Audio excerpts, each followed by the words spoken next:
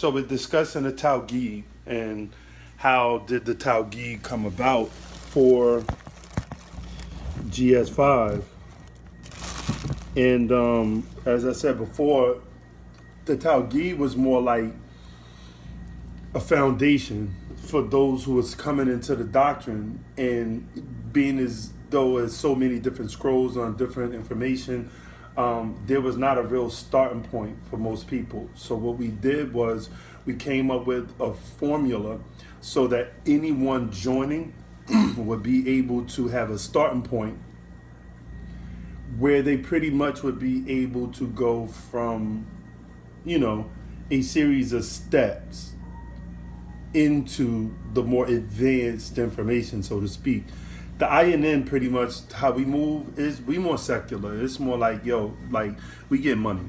And it's like, to us, it's about doctrine in the form of language, seeing as though to us, that's the number one identifier as far as our identity is concerned, our language. So we pretty much see it as, if you don't really speak the nuwaubian, then to us, like, we kind of leery, because we looking at becoming a new age race in the form of the new age information that we've been given to guide us through the millennium to come, or that's here, that's preceding, I should say.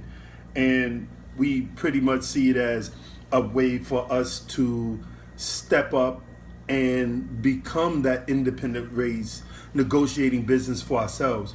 Nuwaubianomics is the economic science for the nuwaubianist. And the way we see it, first of all, nuwaubianist is a pretty much,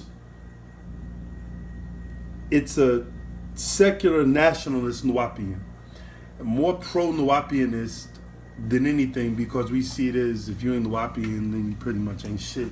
So you ain't one of us, we ain't fucking with you. It's just pretty much like that. And we don't really see it more from a perspective of saying religion, because we have our spiritual beliefs, but we're not tied to religion from the perspective to govern our whole lives by it.